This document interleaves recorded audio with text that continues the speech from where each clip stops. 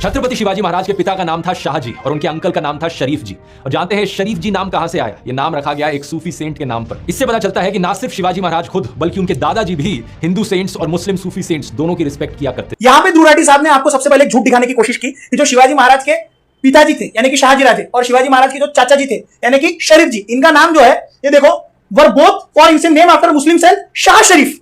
लेकिन contemporary proof क्या कहता है? कवि परमानंद कृत शिव भारत में से ये श्लोक आता है जिसमें वो लिखते हैं कि अथम मुहूर्ति कादिष्टे विद्युते हनि शोभने पिता चक्के कुमारस्य नाम शाह इति स्वयं, यानी कि ज्योतिषों द्वारा बताए गए और धर्म का अनुसरण करने वाले शुभ दिन के अवसर पर माल वर्मा यानी कि मालो जी को मैंने माल वर्मा कहा है हिंदी की किताब में, माल वर्मा ने अपने पुत्र का नाम शाहजी रखा। ये तो बोल रहे ज्योतिष से पूछे, धर्म के अनुसार रखा, एक बेटे का नाम धर्म के अनुसार रखा जाएगा। और फिर आप सारे लेफ्टिस्ट हिस्टोरियन मिलकर ये कहते हैं कि भैया शाह से शाहजी आए, शरीफ से शरीफ जी आए, और यहां पे तो लिखा है भैया ज्योतिषों को पूछा गया। और ये किताब कंटेम्प्रेरी है। शिवाजी महाराज के दरबार में खुद परमानंद जी बैठा करते थे। शिव भारत क्या है जाके पढ़ लेना। हिंदुस्तान टाइम्स का आर्टिकल नहीं दिखा रहा तुमको, हिंदुस्तान टाइम्स शिवाजी महाराज के समय में नहीं आता था। यह संपूर्ण आर्टिकल या फिर यह संपूर्ण श्लोक जो है ये कंटेम्प्रेरी टाइम पे लिखे गए शिव भारत में से। ऐसे इतिहास होता है। हिंदुस्तान टाइम्स, गोविंद पानसरे, ऑड्री ट्रुस्की, हजारों सालों की एट्रोसिटीज नहीं थी। मुगलों के पास में यदि जहाज होते और सारे मुगल चले जाते ना तो यही लोग पढ़ा रहे होते कि उन्होंने आके तुम्हारे ऊपर इन्वेड किया जैसे अंग्रेजों ने किया। अगर गलती से अंग्रेज आ जाते ना, मैं 200 टका तुमको लिख के देता हूं, यही अंग्रेजों के बच्चे बने घूम रहे होते। 200 टका। यही होता है जब आप किसी इंजीनियर से इतिहास पढ़ते हो, किसी कंटेंट क्रिएटर से इतिहास पढ़ते हो, तो इतिहास की तोड़ मरोड़ के ही आपके सामने पेश किया जाता है। 8 साल मैंने छत्रपति शिवाजी महाराज के इतिहास को दिया है, तब जाके इस विषय में बात करता हूं मैं। ऐसे नहीं कि किसी भी कंटेंट क्रिएटर की तरह टेलीप्रॉम्प्टर लगा दिया और किसी को भी पैसा दे दिया कि लो भैया आप मेरा कंटेंट लिख के दो। ध्रुव राठी अपना कंटेंट भी नहीं लिखता, रिसर्च भी उसकी नहीं होती, वो समझ में आता है, टेलीप्रॉम्प्टर पे लिखते पढ़ाई। तो कैसे हो आप? आशा करता हूं कि आप सब लोग ठीक होंगे। मेरा नाम है आशीष भारतवंशी। मैं इस झमेले में बिल्कुल पढ़ना नहीं चाहता था। छत्रपति शिवाजी महाराज का नाम आया इसलिए मुझे ये वीडियो बनाना पड़ रहा है। ध्रुव राठी नरेंद्र मोदी जी को गाली दे रहा है, ध्रुव राठी बीजेपी को गाली दे रहा है, वो उसकी मर्जी है। क्रिटिसिज्म करने का उसे राइट है। फैक्ट्स के साथ वो तोड़ मरोड़ करता है, वो तो भैया जर्नलिस्ट भी करते हैं। ये दोनों एक तरह से मीडिया का काम कर रहा है। वो अपना प्रोपेगेंडा चला रही है, अपना प्रोपेगेंडा चला रही है। लेकिन बात जिस समय पे छत्रपति शिवाजी महाराज की आएगी तब तक भारतवंशी सामने खड़ा रहेगा। छत्रपति शिवाजी महाराज के इतिहास को डिस्टॉर्ट करने का अधिकार किसी को नहीं है। आज तक बहुत सह लिया, अब नहीं सहा जाएगा।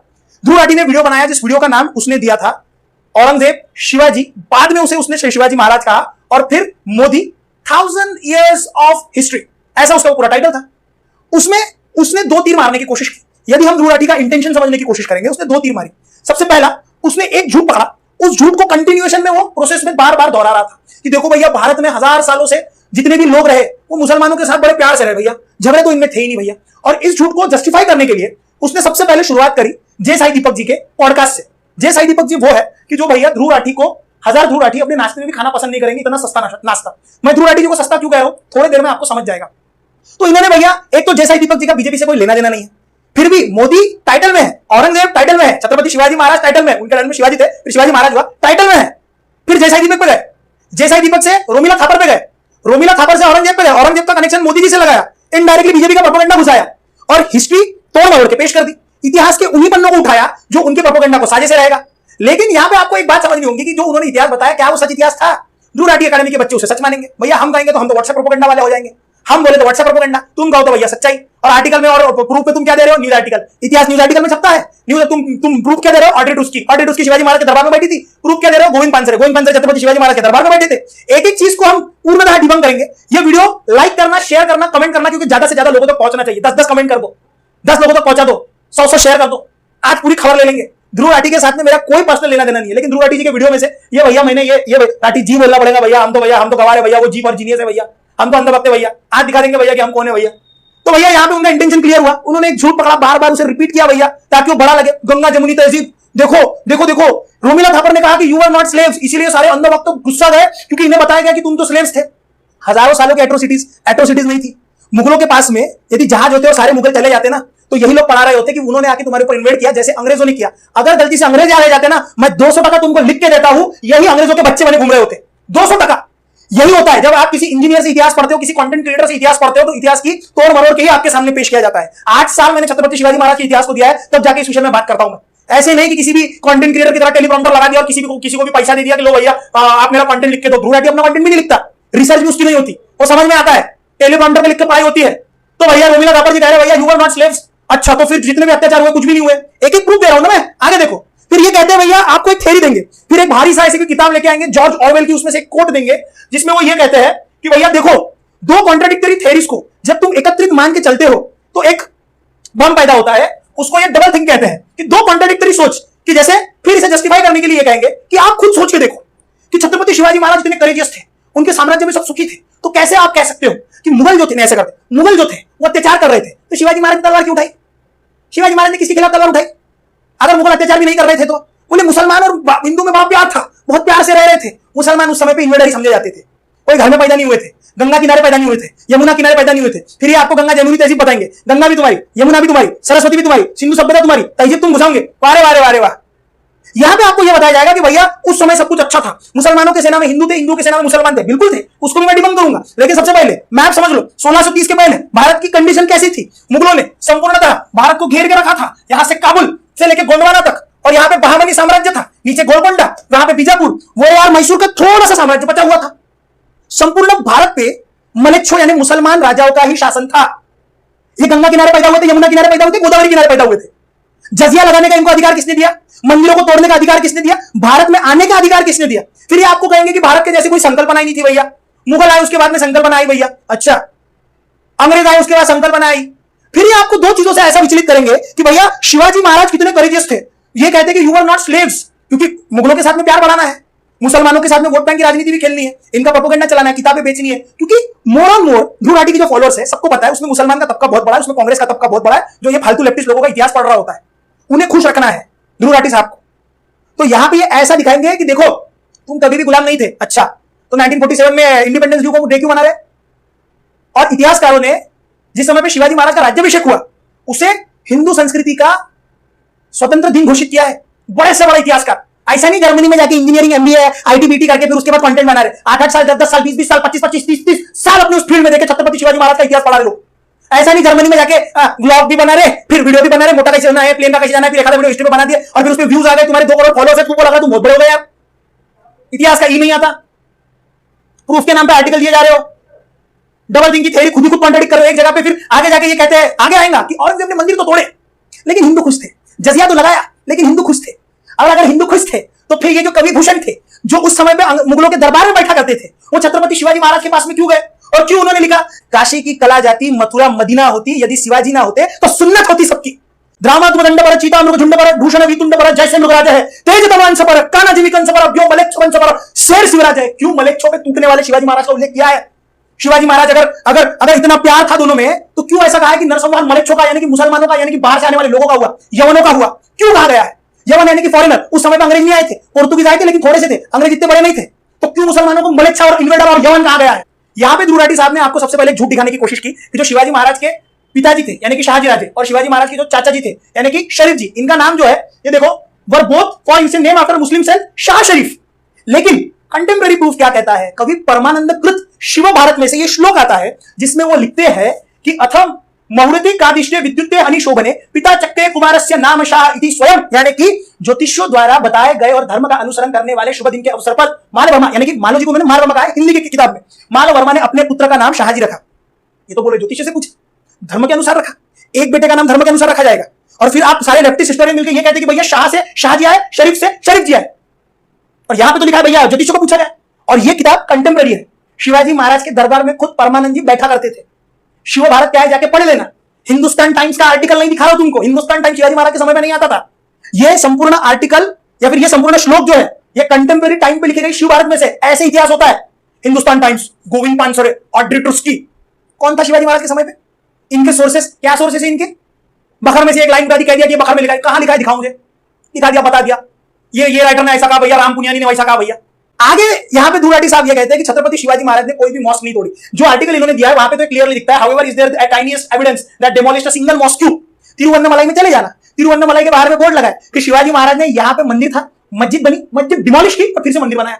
शिवाजी महाराज ने जब कल्याण भिवंडी को लूटा और वहां पे जितनी मस्जिद थी उसको ग्रैनरी में तब्दील किया है। उस समय पे मुगलों को फॉरेन इन्वेडर समझा जाता था। यदि मुगलों को लूटना गलत है तो अंग्रेजों के खिलाफ लड़ना भी गलत होगा। सिर्फ अंग्रेज चले गए और मुगलों के बच्चे यहां पे रह गए, इसका मतलब यह नहीं होता कि भैया उस समय पे मुगल इन्वेडर नहीं थे और तुम सखी सोए प्यार दिखाने की कोशिश करोगे ना। This is not acceptable. इतिहास को इतिहास की तरह ही पढ़ना पड़ता है। इसीलिए सेतु माधव राव पकड़ी कौन है, जाके एक बार देख लेना। वो लिखते हैं कि अफजल खान ने छत्रपति शिवाजी महाराज को पत्र में ये लिखा कि भैया तुमने कल्याण भिवंडी की जगह ले ली भैया, वहां के सारे मस्जिद को भैया तुमने ग्रैनरी में तब्दील कर लिया, जितने भी मौलवी है उनके पैसे भी ले लिए भैया, तुम बहुत तंग कर रहे हो भैया, क्यों नहीं करेंगे? तुम वहां पे फतवे दे रहे हो, फरमान निकाल रहे हो, शिवाजी महाराज तो तोड़फोड़ करेंगे। बिल्कुल करना चाहिए, क्यों नहीं करना चाहिए? उस समय के हिसाब से जो शिवाजी महाराज की धारणा थी वो धर्म को लेकर राष्ट्र धर्म के हिसाब से चलता था। शिवाजी महाराज ने धर्म के हिसाब से कुछ उसमें चेंजेस करे होंगे, पुरोगामी प्रोग्रेसिव थॉट्स शिवाजी महाराज ने लाए होंगे, लेकिन संपूर्ण धर्म का आराखड़ा उस समय पे बदला नहीं जा सकता था।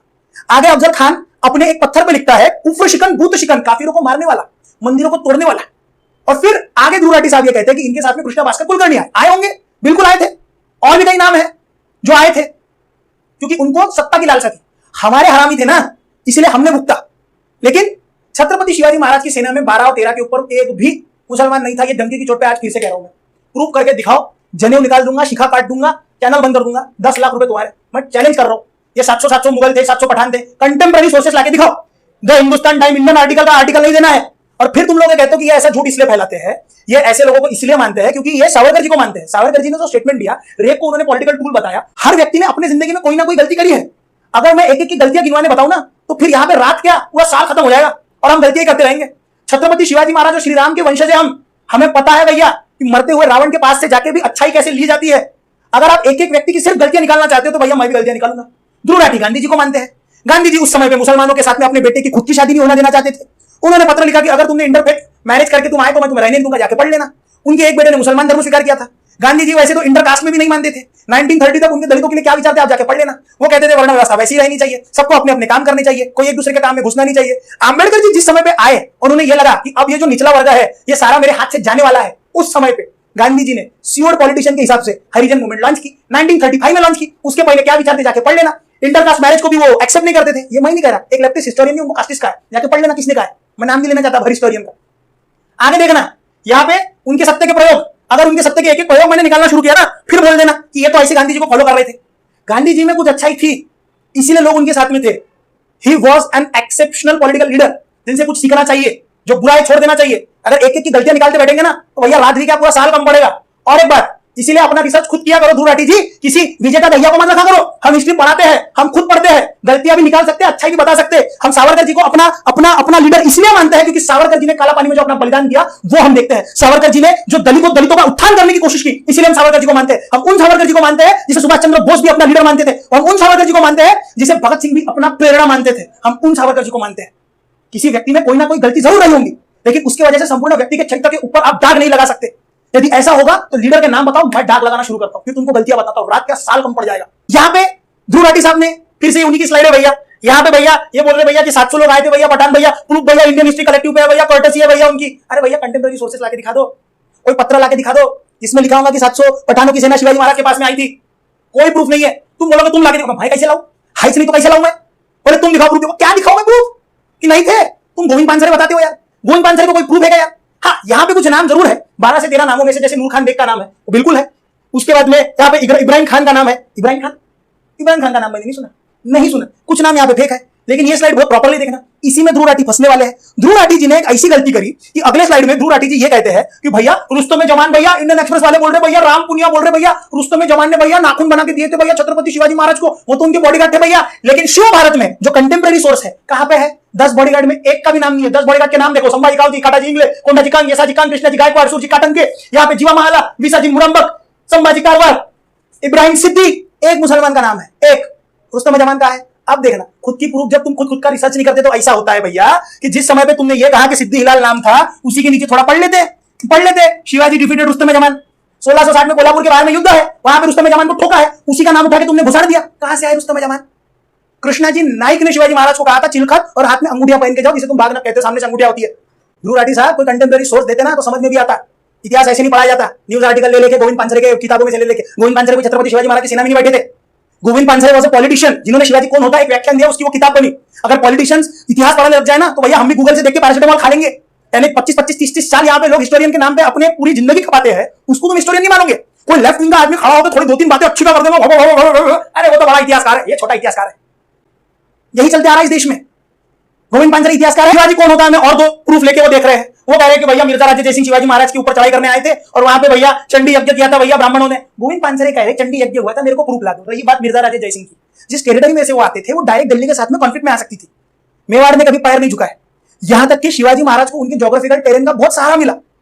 क्यों फिर मिर्जा राजे जयसिंह को औरंगजेब ने जहर देकर मरवाया? मिस्टीरियस डेथ है उसकी। मिर्जा राजे जयसिंह की जो डेथ है वो मिस्टीरियस डेथ है। क्यों उन्होंने मिर्जा राजे जयसिंह को जहर देकर मरवाया? और इसका प्रूफ यहां पे आपको मिलेगा कि मिर्जा राजे जयसिंह के जो बड़े बेटे थे उन्हें एक व्यक्ति के ऊपर शक था, जो कि उस समय पे मिर्जा राजे जयसिंह का दीवान हुआ करता था, वो हिंदू था। जब उनके बड़े बेटे उनको ढूंढने के लिए निकले, वो वहां से भाग गया, वो सामने ही नहीं आया। जिस समय सामने आया सीधा कन्वर्ट होकर सामने आया और मिर्जा राजे जयसिंह का बड़ा बेटा उन्हें हाथ नहीं लगा पाया, क्योंकि भैया हिंदू मुसलमान में बहुत प्यार था भैया। यही तो बता रहे भैया ध्रुव राठी साहब, इतना प्यार था भैया, मुसलमान कुछ भी कर सकते थे, हिंदू कुछ नहीं कर सकते थे भैया। गुलाम कहां थे भैया? हम गुलाम कहां थे?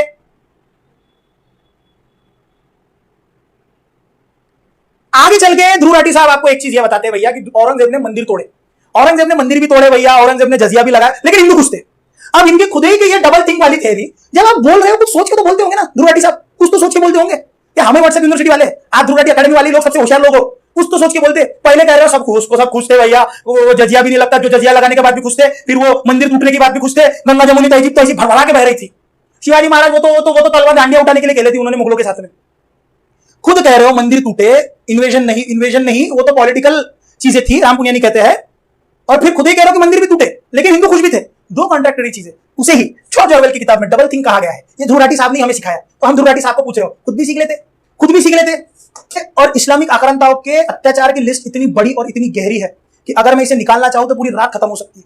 जजिया की अगर मैं बात करूं तो उस समय पे जजिया जब लगाया गया तो मुगलों के पहले, उस समय पे जब तुगलक बैठा करते थे, तो फिरोज शाह तुगलक अपनी किताब फुतुह-ए फिरोज शाही में लिखते हैं कि भैया जजिया लगाने की वजह से जो गरीब हिंदू लोग हैं वो जजिया दे नहीं सकते, और जो कि वो जजिया नहीं दे सकते, इसीलिए सारे के सारे गरीब हिंदू कन्वर्ट हो रहे हैं। क्यों हो रहे हैं? प्यार से तो रह रहे थे, सुखी से तो रह रहे थे। फिरोज शाह तुगलक तो गंगा किनारे पैदा हुआ था, उसके बाप ने उसको अधिकार दिया था भारत में आके जजिया लगाने का। अंग्रेज जहाज की वजह से चले गए और ये रह गए, तो ये भैया प्यासी रहते थे भैया, बहुत प्यार था भैया इन दोनों में, बहुत मेल मिलाप होता था भैया। जाटों ने मथुरा के रीजन में 1669 में बगावत करी थी, उनके लीडर थे गोखला। क्या हुआ उनके साथ में? उनके बेटी को पकड़ा, कन्वर्ट किया, उसकी शादी कराई, और फिर ध्रुव राठी साहब कहते हैं कि भैया देखो भैया लव जिहाद के जैसे कुछ नहीं होता भैया, उस समय भी नहीं हुआ होगा भैया, ये लड़की तो अपनी मर्जी से गई होंगी भैया। जवाहिर खान के कस्टडी में वो थे, गोखला के हाथ पैर तोड़े गए, उन्हें भरे बाजार में रखा गया, बेटी को बेचा गया, मुगल सर्वेंट के साथ में शादी हुई, लड़के को भी मारा गया। आप अगर एक और एग्जाम्पल देखोगे तो बंदा सिंह बहादुर, फारूक शियार उसके समय पे वो थे, ये औरंगजेब का जो पोता है। फारूक शियार ने पूछा बंदा सिंह बहादुर को कन्वर्ट होंगे, उन्होंने बोला नहीं।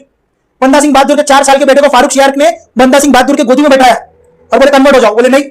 4 साल के बेटे के हाथ तोड़े, छाती काटी, कलेजा निकाला, बंदा सिंह बहादुर के मुंह में दिया। हाँ, हिंदू खुश थे भैया, अत्याचार तो बिल्कुल नहीं हो रहा था भैया।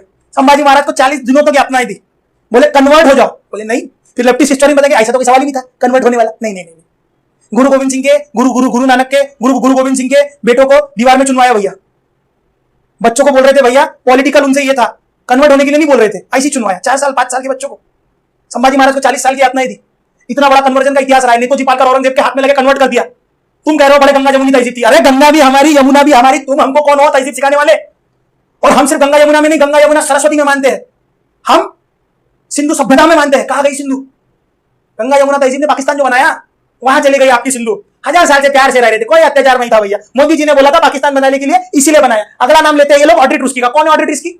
अपनी किताब लिखती है as a fan girl for Aurangzeb, और हर वाक्य में सिर्फ वही चीजों को लेती है जो उसके दिल को भाता है। ये 5 वाक्य है उन्हीं के इसमें से, जिसमें पहले लिखती है कि 10,000 मंदिर औरंगजेब के मरने के बाद में शाबुत रहे, सारे के सारे नहीं तोड़े। फिर लिखती है भैया कि औरंगजेब ने उन्हीं मंदिरों को तोड़ा जिस मंदिर में ब्राह्मण अत्याचार कर रहे थे। वाह इतना अच्छा था, इसको बड़ी फिक्र थी। क्या प्रूफ है कंटेम्प्रेरी सोर्सेस तुम्हारे पास में? कंटेम्प्रेरी सोर्सेस लाके दिखाओ। काशी विश्वनाथ इसलिए तोड़ा क्योंकि वहां पे ब्राह्मणों ने रेप किया था। क्या कंटेम्प्रेरी सोर्स है तुम्हारे पास में? कोई कंटेम्प्रेरी सोर्स नहीं है। Audrey Truschke fan girl of Aurangzeb, किसने भेजा नहीं पता, औरंगजेब की छवि सुधारने की कोशिश करी जा रहे हैं। यहां पे अकबर का एग्जांपल देती है, वो कहती है कि अकबर ने कहा कि तुम्हारे जो धर्म ग्रंथ है उसे पर्शियन में कन्वर्ट कर दो, क्योंकि तुमने जो है गलत धर्म ग्रंथ लोगों तक पहुंचाया, उसे पर्शियन में कन्वर्ट कर दो तो सब अच्छा हो जाएगा। कैसे अच्छा होगा? पढ़ना उनकी किताब, ऐसे फालतू कुछ भी जस्टिफिकेशन दिया है। फिर लिखती है, फिर वो लिखते हैं आलम मासीर आलमगिरी में भैया औरंगजेब ने जितनी मस्जिदें तोड़ी, मंदिरें तोड़े थे भैया, वो सारी के सारे एक्सैजरेटेड नंबर है, तो हमें असली नंबर नहीं पता। सारी चीजें अपने हिसाब से उठाओ, अपने फैन गर्ल के हिसाब से उसे अच्छा बनाओ, और ये प्रूफ है तुम्हारे कंटेम्प्रेरी सोर्सेस का अता पता कोई नहीं। ऑड्रे टूस्की तुम्हारा सोर्स है। अगर खुद का रिसर्च खुद करते ना ध्रुव राठी साहब तो पता चलता। ये ऐसे दहिया दुहिया से प्रोजेक्ट कराने की बात नहीं होती है, खुद किया करो कुछ, तब समझेंगे। ऐसा किसी एक कंटेंट राइटर को अपॉइंट करना, उससे लिखवाना, इसे हिस्ट्री पढ़ाना नहीं बोलते।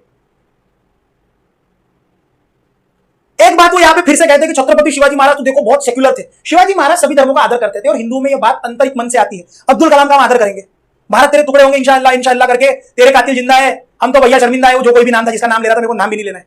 और फिर तुम कहोगे कि भैया नहीं भैया शिवाजी महाराज तो सेक्युलर थे, भैया शिवाजी महाराज भी होते ना तो पहले गर्दन काटते, फिर ये लोग कहते कि नहीं ये फ्रीडम ऑफ स्पीच के खिलाफ बात हो रही है, फ्रीडम ऑफ स्पीच के खिलाफ तुम कुछ भी बोलोगे।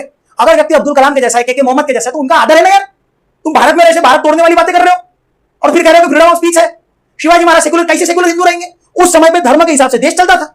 मलिक से यानी कि मुसलमान यानी कि यवनों को बाहर का समझा जाता था। अंग्रेजों को तुम कहोगे कि अंग्रेज घर के अंग्रेज नहीं जाते, तो ये लोग अंग्रेजों को भी घर का कह देते। छत्रपति शिवाजी महाराज के राज्य व्यवहार कोश में छत्रपति शिवाजी महाराज का उल्लेख किस तरह से किया गया यह समझना। कृते म्लेच्छोच्छेद भूमि निराशेषम रविकुला, यानी कि मलेच्छों को मारने के लिए रविकुल यानी कि सूर्य के कुल से यह आदमी पैदा हुआ है। क्यों ऐसा उल्लेख करवाया शिवाजी महाराज ने, या फिर शिवाजी महाराज का उल्लेख हुआ? अब राज्य व्यवहार कोश यानी कि गवर्नेंस की टेक्स्ट बुक थी, जिसमें से फारसी शब्दों को मराठी में कन्वर्ट किया गया था और डे टू डे लाइफ में उसको इस्तेमाल करना था। वो ऑफिशियल गवर्नमेंट किताब थी, उसमें उल्लेख है छत्रपति शिवाजी महाराज का। शिवाजी महाराज धर्मस्वाभिमानी थे, सभी धर्मों को आदर करते थे, लेकिन शिवाजी महाराज सेकुलर नहीं थे। सेकुलर होने के मतलब से ये लोग फिर तो ये भी कह देंगे कि शिवाजी महाराज हिंदू धर्म को भी नहीं मानते थे, हिंदू भी स्वराज्य वाले भी नहीं थे, कुछ भी बड़बड़। कौन से कंटेम्प्रेरी ग्रुप में से निकाल रहे हो तुम ये सब बात? गोविंद पानसरे, गोविंद पानसरे कौन है मैं तुमको बताता हूं भैया। गोविंद पानसरे वो व्यक्ति है जो सीपीआई का लीडर था। सीपीआई का लीडर होते हुए गोविंद पानसरे ने एक स्पीच दी थी, उस स्पीच को ही इन्होंने व्याख्यान बनाया। यदि पॉलिटिशियन की किताबें एज ए प्रूफ तुम्हें इस्तेमाल करनी है तो मोदी जी को किताब लिखाने लगाते हैं हम लोग, 40 साल के बाद हम उसको इस्तेमाल करेंगे। पॉलिटिशियन कब से इतिहासकार हो गए?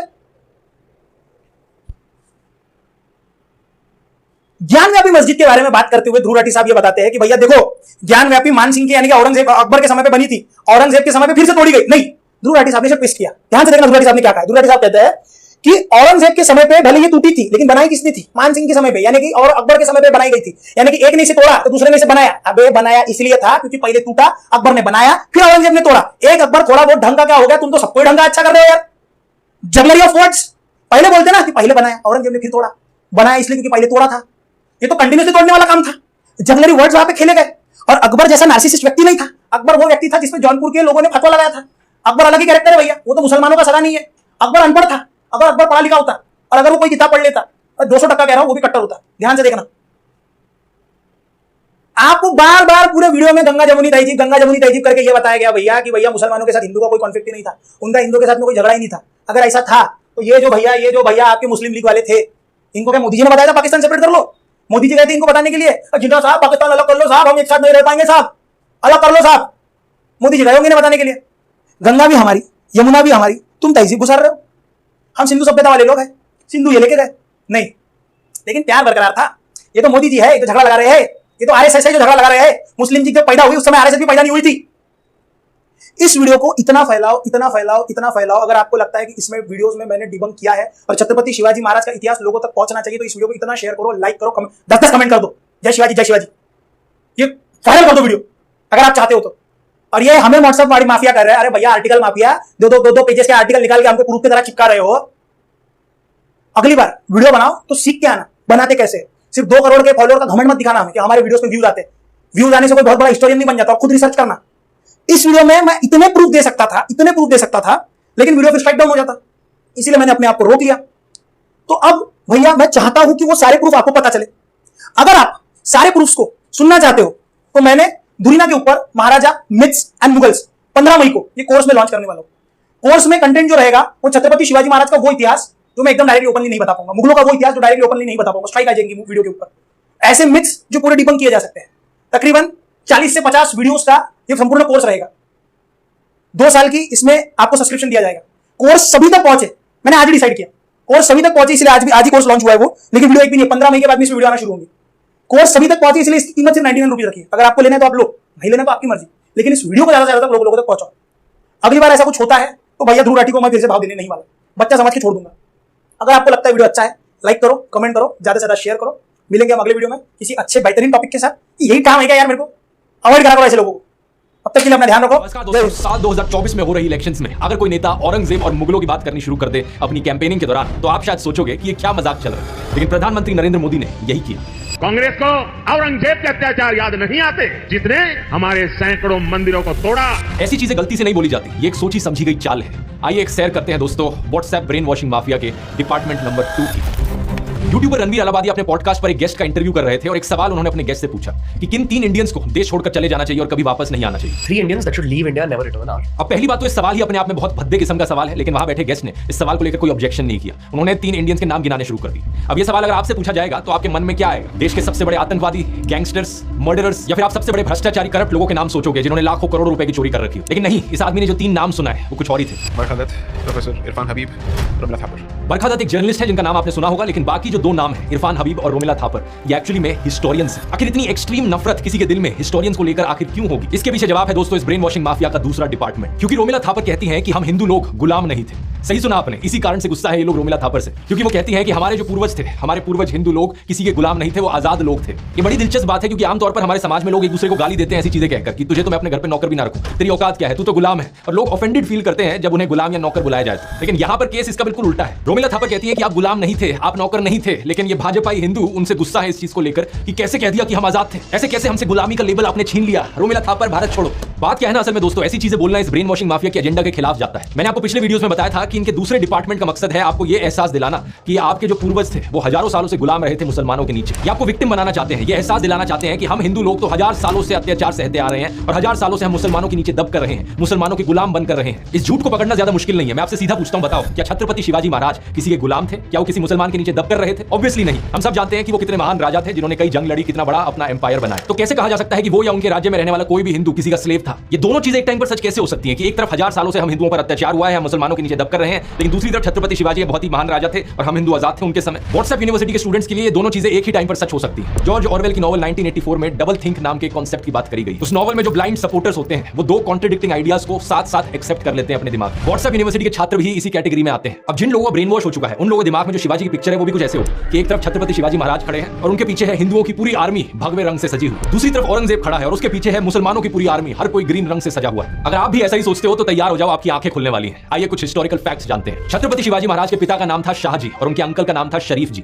और जानते हैं शरीफ जी नाम कहां से आया? ये नाम रखा गया एक सूफी सेंट के नाम पर। इससे पता चलता है कि ना सिर्फ शिवाजी महाराज खुद बल्कि उनके दादाजी भी हिंदू सेंट्स और मुस्लिम सूफी सेंट्स दोनों की रिस्पेक्ट किया करते थे। असल में बात क्या है ना, उस जमाने में कोई बीजेपी, कोई गोदी मीडिया, कोई व्हाट्सएप माफिया नहीं था हिंदू मुसलमानों के बीच नफरत फैलाने वाला। इसलिए इवन दो छत्रपति शिवाजी खुद एक हिंदू थे, वो मुसलमानों का बड़ा आदर करते थे। किलेशी गांव के याकुत बाबा शिवाजी अक्सर इनके पास जाया करते थे इनकी ब्लेसिंग्स लेने के लिए। खुद से वो हमेशा रिलीजियस फ्रीडम के फेवर में रहे थे। 2 नवंबर साल 1669 में लिखी गई एक चिट्ठी है। पंडित रघुनाथ राव शिवाजी के द्वारा दिए गए एक आदेश को कोट कर रहे हैं। श्रीमंत महाराज कहते हैं कि हर किसी को अधिकार हो अपना धर्म फॉलो करने का और कोई भी किसी और को डिस्टर्ब नहीं कर सकता। नोट किया जाता है कि प्लेसेस ऑफ वर्शिप हर जगह हो, प्रॉपर अरेंजमेंट किया जाए ताकि लोग अपनी प्रार्थना, पूजा या नमाज पढ़ पाए। ये पीर्स और मस्जिदों की भी अरेंजमेंट्स को देखते हैं। हिस्टोरियन खाफी खान नोट करते हैं कि शिवाजी के समय एक बड़ा स्ट्रिक्ट रूल हुआ करता था कि जहां भी उनके सोल्जर्स जाएं वो किसी भी मस्जिद को, कुरान को या औरतों को चोट नहीं पहुंचा सकते। एक समय उनकी आर्मी ने एक मुस्लिम गवर्नर की डॉटर इन लॉ को कैप्चर कर लिया था और शिवाजी के सामने एक तोहफे के तौर पर उस लड़की को प्रेजेंट किया गया। जानते हैं शिवाजी ने क्या किया? उन्होंने इस औरत के सामने जाकर माफी मांगी और बड़े ही रिस्पेक्टफुल तरीके से उसे वापस भेज दिया। बीजेपी के जो लोग हैं वो शिवाजी की इस महानता को समझ ही नहीं सकते क्योंकि उनके रोल मॉडल है सावरकर। और सावरकर पता है क्या चाहते थे? कि औरतों को मोलेस्ट करना, औरतों के खिलाफ अत्याचार को एक हथियार की तरह इस्तेमाल किया जाए किसी भी वॉर में।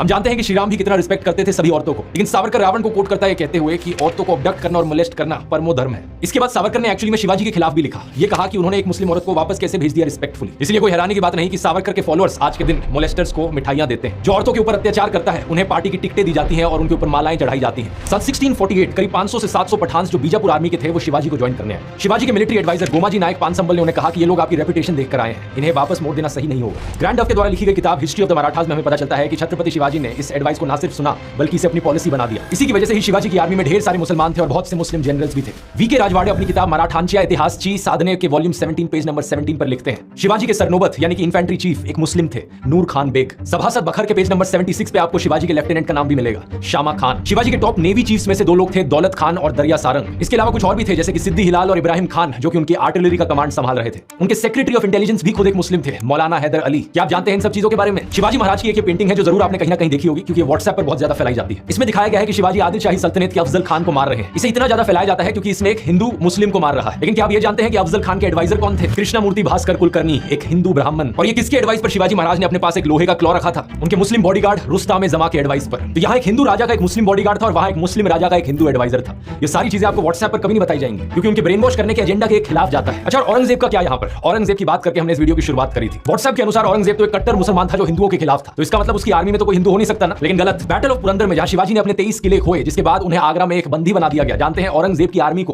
कौन लीड कर रहा था? मिर्जा राजा जयसिंह, एक हिंदू राजपूत। गोविंद पंसारे अपनी किताब हू वाज शिवाजी में बताते हैं कि 400 ब्राह्मणों ने इस लड़ाई के दौरान कोटि चंडी यज्ञ किया था, इस उम्मीद से कि शिवाजी की हार हो। और ये सुनने के बाद अगर आप सोचते हो कि ये 400 ब्राह्मण तो एंटी नेशनल लोग थे, तो आपकी सोच गलत है। ये 400 ब्राह्मण लोग सिर्फ पूजा कर रहे थे अपने किंगडम की विक्ट्री के लिए, जिस किंगडम में ये रहते थे। सालेरी की लड़ाई के बाद औरंगजेब के लेफ्टिनेंट्स ने दक्षिण में एक हिंदू ब्राह्मण को एम्बेसडर के तौर पर भेजा था, ताकि शिवाजी से वापस से फ्रेंडली रिलेशंस बनाए जा सके। दूसरी तरफ से शिवाजी ने काजी हैदर को अपना दूत भेजा, यानी कि एक मुस्लिम राजा का हिंदू एम्बेसडर था और एक हिंदू राजा का एक मुस्लिम एम्बेसडर था। और ये इकलौता ऐसा एग्जांपल नहीं है, ऐसे ढेर सारे एग्जांपल्स आपको मिल जाएंगे। औरंगजेब ने अपने चीफ दीवान के तौर पर एक हिंदू को अपॉइंट किया था, राजा रघुनाथ रे। और साल 1664 में जब रघुनाथ रे का देहांत हुआ, पता है औरंगजेब ने क्या कहा था? कि इतिहास के सबसे महान एडमिनिस्ट्रेटर थे जिन्हें जानते थे। औरंगजेब के शासन में मुगल हुकूमत में एलीट लेवल्स पर जो हिंदू पार्टिसिपेशन था वो 50% बढ़ गया था। मुगलों में जो नोबिलिटी थी, नवाब्स और निजाम्स की, उनमें हिंदूज की पॉपुलेशन 31.6% पर थी। एम आथर अली अपनी किताब the Mughal nobility under Aurangzeb के पेज नंबर 35 पर लिखते हैं, साल 1679 में करीब 72 राजपूत मनसबदार थे औरंगजेब के अंदर। मराठा मनसबदारों की संख्या इससे भी ज्यादा थी, 96 पर, यानी टोटल में से 1/5 सिर्फ मराठा थे। औरंगजेब ने इतने मराठाओं को एम्प्लॉय कर रखा था ताकि वो डेक्कन तक अपनी पहुंच बना सके। लेकिन क्या इन सब चीजों का मतलब ये हुआ कि औरंगजेब एक सेक्युलर राजा था जो सभी धर्मों को एक बराबर देखता था? नहीं, औरंगजेब के समय में एक्चुअली में कई हिंदू मंदिरों को तोड़ा गया। Historian S.A. रिजवी लिखते हैं कि जो अकबर के समय पॉलिसी थी को एक्जिस्टेंस की, सभी धर्मों को एक बराबर देखने की, औरंगजेब के शासन में वो धीरे धीरे खत्म होती गई। साल 1665 में औरंगजेब ने हिंदू ट्रेडर्स पर लग रही कस्टम ड्यूटीज को बढ़ाया और दुगना कर दिया जो मुस्लिम ट्रेडर्स पे करते थे उससे। 2 साल बाद मुस्लिम्स पर लगने वाली सारी कस्टम ड्यूटीज को अबॉलिश कर दिया गया। साकी मुस्तईद खान की मासिर-ए-आलमगिरी एक फारसी भाषा की किताब है। इसमें लिखा गया है कि कैसे औरंगजेब ने ऑर्डर्स दिए थे कि हिंदू मंदिरों को तोड़ दिया जाए ताकि इस्लाम को ढंग से एस्टैब्लिश किया जा सके। व्हाट्सएप का माफिया प्रोफेसर और हिस्टोरियन इरफान हबीब को एक विलन बना देता है, क्योंकि वो कहता है कि इरफान हबीब कभी इनकी बात ही नहीं करते। लेकिन एक्चुअली में प्रोफेसर इरफान हबीब ने कभी भी इन चीजों को मना नहीं किया। उन्होंने कहा है कि कैसे औरंगजेब ने मथुरा और वाराणसी में मंदिरों को तोड़कर मस्जिद बनाए। एक और हिस्टोरियन जिनके खिलाफ बहुत नफरत फैलाई जाती है इस माफिया गैंग के द्वारा, वो है ऑड्री ट्रुशके। लेकिन उनके इस आर्टिकल को देखिए जो उन्होंने स्क्रोल में लिखा था। इन्होंने भी कह रखा है कि औरंगजेब ने बड़े बड़े मंदिरों को टारगेट किया। लेकिन अब तैयार हो जाइए दोस्तों कहानी में एक ट्विस्ट के लिए। साल 1654 में औरंगजेब ने एक प्रिंसली ऑर्डर भेजा था राणा राज सिंह को, जो कि मेवाड़ के हिंदू राजपूत राजा थे। इन्होंने कहा था कि बड़े बड़े राजा ईश्वर की परछाई होते हैं और हर राजा को इस बात पर ध्यान देना चाहिए कि हर मजहब के लोग उसके शासन में शांति से रहें, प्रॉस्पेरिटी में रहें। एकदम इन्होंने वक्त बदल दिया, जज्बात बदल दिए, जिंदगी बदल दी। इसी चिट्ठी में इन्होंने हर उस राजा के खिलाफ लिखा जो तासुब करता है, बिगेटरी करता है, किसी भी भगवान की जगह को तबाह करके। इन्होंने लिखा कि जब ये सत्ता में आएंगे तो इन सारी अन इस्लामिक प्रैक्टिसेस को होने से रोक देंगे। इतना ही नहीं, आगे सुनो। औरंगजेब ने अपने आप को राजा घोषित किया 31 जुलाई साल 1658 को, और फरवरी 1659 में उसने एक फरमान भेजा बनारस में। इस फरमान में लिखा था कि उन्हें पता चला है कि कुछ हिंदू लोगों को यहाँ पर हरास किया गया है, स्पेशली कुछ ब्राह्मण लोग जो यहाँ पुराने मंदिरों में बैठे हुए हैं। इन्होंने इस फरमान में लिखा कि सभी ऑफिशियल्स को ऑर्डर किया जाता है कि कोई भी इस जगह में डिस्टर्बेंस नहीं फैलाएगा, ना किसी ब्राह्मण ना किसी हिंदू पर कोई चोट आनी चाहिए। ये कोई एक दो ऐसे इंसिडेंट्स नहीं है, काफी है। साल 1687 में औरंगजेब ने बनारस के एक घाट पर खाली जमीन पर ऑर्डर किया कि यहाँ पर घर बनाए जाएं पायस ब्राह्मण्स और होली फकीर्स के लिए। साल 1680s में औरंगजेब ने एक रिलीजियस डिस्कशन करी बैरागी हिंदू शिव मनगलदास महाराज के साथ और तोहफों की उन्होंने बरसात करी। साल 1691 में चित्रकूट में एक बालाजी मंदिर को सपोर्ट करने के लिए उन्होंने महंत बालकदास निर्वाणी को जमीन दी, टैक्स फ्री, और 8 गांव दिए। लिस्ट बहुत लंबी है। इलाहाबाद, वृंदावन, बिहार, अलग अलग जगहों पर औरंगजेब ने मंदिरों को बनाने के लिए जमीन दी या लोगों को बढ़ावा दिया कि वो मंदिर बनाए। सेम पॉलिसी हिंदुओं के लिए नहीं बल्कि जैन्स के लिए भी एक्सटेंड करी गई। लेट 1650s में औरंगजेब ने जमीन दी शत्रुंजिया, गिरनार और माउंट अब्बू की जगहों पर। ये सारी जैन पिलग्रिमेज डेस्टिनेशन है गुजरात में। ये सब सुनकर दोस्तों आप थोड़ा कंफ्यूजन में आ रहे होंगे कि एक तरफ औरंगजेब मंदिरों को तोड़ रहा था, लेकिन दूसरी तरफ मंदिर बनाने के लिए ये जमीन दान कर रहा था। ये कैसे हो सकता है? औरंगजेब एक कम्युनल राजा था या एक सेक्युलर राजा था? इस सवाल का जवाब ढूंढने में मैं आपकी थोड़ी मदद करता हूं। आप मुझे ये बताओ, बीजेपी पॉलिटिशियन नरेंद्र मोदी क्या ये एक कम्युनल पॉलिटिशियन है या ये एक सेक्युलर पॉलिटिशियन है? टाइम्स ऑफ इंडिया के एक आर्टिकल में एमिनेंट हिस्टोरियन हरबंस मुखिया नरेंद्र मोदी को एक मॉडर्न पैरेलल बुलाते हैं औरंगजेब का। ऐसा इसलिए क्योंकि नरेंद्र मोदी और औरंगजेब के बीच में बहुत सारी सिमिलैरिटीज हैं। सबसे पहले तो दोनों का जन्म गुजरात में हुआ था। मोदी का जन्म वडनगर में हुआ था और औरंगजेब का जन्म दाहोद में हुआ था। दूसरा, नरेंद्र मोदी खुद को फकीर बताते हैं, कहते हैं कि 30 सालों तक वो भिक्षा पर जिए हैं। मैं 35 साल तक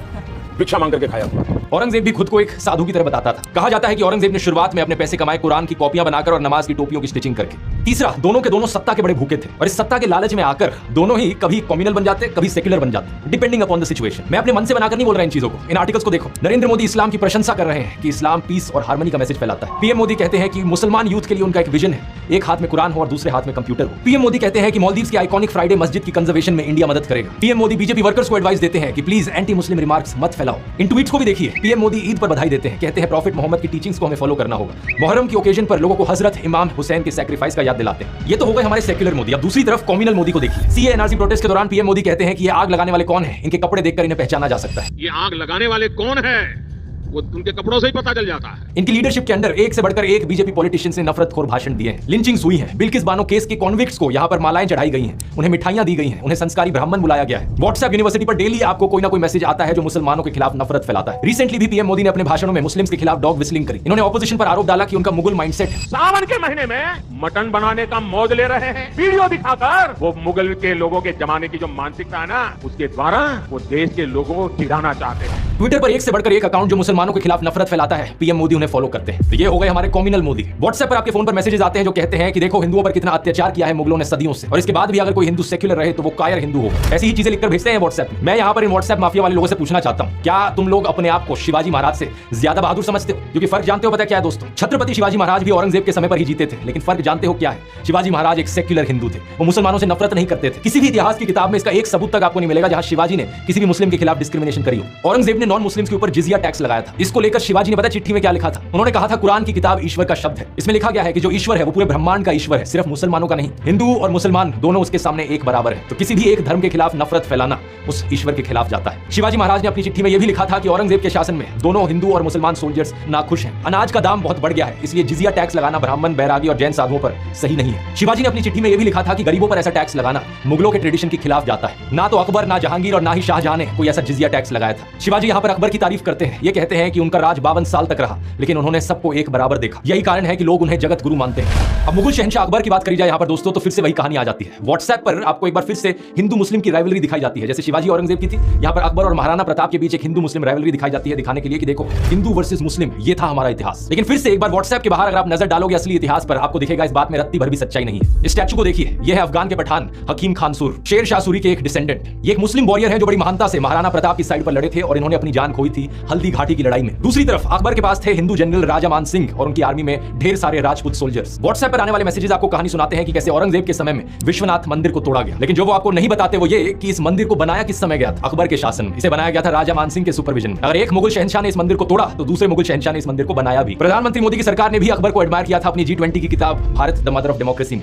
इसके 38 पेज पर लिखा है कि कैसे तीसरे मुगल बादशाह अकबर एक तरीके की डेमोक्रेसी प्रैक्टिस करते थे, जहां पर सभी धर्मों को एक बराबर देखा जाता था। अकबर ने सुलह एक कुल की डॉक्ट्रिन इंट्रोड्यूस करी थी, जिसका मतलब है पीस फॉर ऑल, सबके लिए शांति रहे। इस बुकलेट में नवरत्न का भी मेंशन किया गया है, जो कि 9 वाइज लोग थे जो अकबर के काउंसलर्स थे, जिनकी मदद से अकबर ने जनता के हक में स्कीम्स को इंप्लीमेंट किया था। और व्हाट्सएप के छात्रों के लिए मैं ये भी बता दूं, इन 9 में से 4 एक्चुअली में हिंदू थे, राजा टोडरमल, राजा मानसिंह, राजा बीरबल और तानसेन। क्या आप ये जानते हो संत तुलसीदास ने रामचरितमानस को भी अकबर के शासन में लिखा था? इतना ही नहीं, रामलीला की शुरुआत भी इसी समय हुई थी, मेघा भगत के द्वारा, जो कि तुलसीदास के ही एक डिसिपल थे। बहुत सी हिंदू एपिक्स जैसे कि रामायण, महाभारत, विष्णु पुराण और कथा सरित सागर, इन सबको इसी समय के दौरान अकबर के शासन में पर्शियन में भी ट्रांसलेट किया गया था। सिर्फ अकबर ही नहीं, मुगल प्रिंस दारा शिकोह ने भी 52 उपनिषद और भगवत गीता को पर्शियन में ट्रांसलेट किया था। इनका मानना था कि उपनिषद किताब अल मखनून है, ये वो हिडन लॉस्ट बुक जिसका कुरान में मेंशन किया गया है कि ये ह्यूमैनिटी की पहली मोनोथीस्टिक टेक्स्ट थी। इन्होंने उपनिषद की इंपॉर्टेंस प्रोक्लेम करी सारे मुसलमानों के लिए और पूरी दुनिया के लिए। हिस्टोरियन के मोहम्मद कहते हैं कि जो ये पर्शियन ट्रांसलेशन थी उपनिषद की, इसी की मदद से बाद में जाकर इन्हें फ्रेंच और लैटिन भाषाओं में भी ट्रांसलेट किया गया। इसके बाद ये पहुंची American philosopher Ralph Waldo Emerson के पास, और इसी की वजह से दुनिया भर में एक नई मूवमेंट की शुरुआत हुई जहां इंडियन रिलीजियस और कल्चरल टेक्स्ट को पढ़ाया जाने लगा। ये सब हुआ एक मुगल प्रिंस दारा शिकोह की वजह से। ये सब आपको व्हाट्सएप में नहीं बताया जाएगा, क्योंकि व्हाट्सएप पर जो आएगा वो सिर्फ हिंदू मुस्लिम के एंगल से आएगा, ताकि आपके दिल के अंदर मुसलमानों के खिलाफ नफरत जगाई जाए, हिंदू मुसलमान के बीच में दरारें पैदा करी जाए। ऐसा नहीं किया तो इनका ब्रेन वॉश वाला एजेंडा फेल हो जाएगा। फिर ये बाद में कैसे दिखाएंगे कि हिंदुओं को मुसलमान से खतरा है और मोदी को वोट करो। दिल्ली की दलहौजी रोड को भी रीनेम किया गया दारा शिकोह रोड में बीजेपी लेड एनडीएमसी के द्वारा फरवरी 2017 में। और 2020 में मोदी सरकार की मिनिस्ट्री ऑफ कल्चर ने भी एक 7 मेंबर का पैनल सेटअप किया था under the archaeological survey of India, ताकि मुगल प्रिंस दारा शिकोह की ग्रेव को लोकेट किया जा सके। और जब हम यहाँ पर मुगलों की और सेक्युलरिज्म की बात कर रहे हैं तो हम आखिरी मुगल बहादुर शाह जफर को कैसे भूल सकते हैं? क्या आप जानते हैं वो ईद मनाने के साथ साथ दशहरा और दिवाली भी मनाते थे? बहादुर शाह जफर और उनके बेटे ब्रिटिश कॉलोनियलिज्म के सख्त खिलाफ थे। 1857 की रिवोल्ट के दौरान मेरठ से कई सिपाही उनके पास आए और उन्हें अपना राजा प्रोक्लेम किया। इसके बाद उन्होंने कई सारे नवाबों को, जमींदारों को और लोकल राजाओं को कहा कि आओ साथ में मिलकर हम अंग्रेजों के खिलाफ लड़े। इन्होंने हाथ मिलाया नाना साहिब, रानी लक्ष्मीबाई, बेगम, हजरत महल और कई सारों के साथ, लेकिन अनफॉर्चुनेटली इन्हें ब्रिटिश के द्वारा कैप्चर कर लिया जाता है और एग्जाइल पर बर्मा भेज दिया जाता है। जब हमारे सेक्युलर प्रधानमंत्री मोदी 2017 में वहां गए थे तो उन्होंने जफर की मजार को भी विजिट किया था और उन्हें फ्लोरल ट्रिब्यूट दिया था। लेकिन इन मुगलों के अलावा भी दोस्तों ऐसे कई मुस्लिम राजा थे जो सेक्युलर थे, जैसे कि अवध के आखिरी राजा वाजिद अली शाह, जिन्होंने आदाब को इंट्रोड्यूस किया लखनऊ में एक सेक्युलर सैल्यूटेशन के तौर पर। कश्मीर के ज़ैनुल आबिदीन, जिन्होंने जिजिया टैक्स को अबॉलिश किया और हिंदू सेंटिमेंट्स को रिस्पेक्ट करने के लिए इन्होंने गौ हत्या पर भी बैन लगा दिया। इन्होंने संस्कृत लैंग्वेज और लिटरेचर में पेट्रनेज भी एक्सटेंड किया। अब राजाओं का इतिहास इकलौता सबूत नहीं है दोस्तों, इसके अलावा भी हमारे पास ढेर सारा सबूत है जो ये साबित करता हो कि आम हिंदू और आम मुसलमान इतिहास में एक दूसरे के साथ खुशी खुशी रहते थे। व्हाट्सएप पर जो आपको बताया जाता है कि हिंदू मुस्लिम के बीच में दुश्मनी चलती थी पिछले हजारों सालों से, या हिंदू मुसलमानों के नीचे दबकर रहते थे, ये सब झूठ है। जो कॉर्डियल रिलेशंस हमें हिंदूज और मुस्लिम्स के बीच में देखने को मिलते थे, उन्हें गंगा जमुनी तहजीब कहा जाता है। लोग हिंदू और मुस्लिम संतों को साथ में रिस्पेक्ट करते थे, साथ में एक दूसरे के त्योहार मनाते थे, पेंटिंग्स और म्यूजिक जैसे आर्ट फॉर्म्स फ्लरिश करते थे। इस टॉपिक पर इतना कुछ कुछ है कहने को कि इसकी बात करने के लिए एक पूरा सेपरेट वीडियो बना सकता हूं। लेकिन अगर हम आज की भी बात करें, हमें आज भी देखने को मिलता है कि कैसे मुस्लिम्स रामलीला को ऑर्गेनाइज कर रहे हैं। कई मुस्लिम्स भाग लेते हैं रामलीला में अलग अलग रोल्स करते हुए। कोई रावण के पुतले बनाते हैं। कितनी ही फोटोज आपको मिल जाएंगी जहां पर मुसलमान बच्चे अपने आप को राधा और कृष्ण की तरह ड्रेसअप करके जन्माष्टमी बनाते हुए दिखते हैं। मुस्लिम सिंगर मोहम्मद रफी, मुस्लिम लिरिसिस्ट शकील बदायूनी, मुस्लिम म्यूजिशियन नौशाद, इन सब ने कैसे कैसे भजन बनाए हैं क्या आप जानते भी हैं? मन तरपत हरिदर्शन को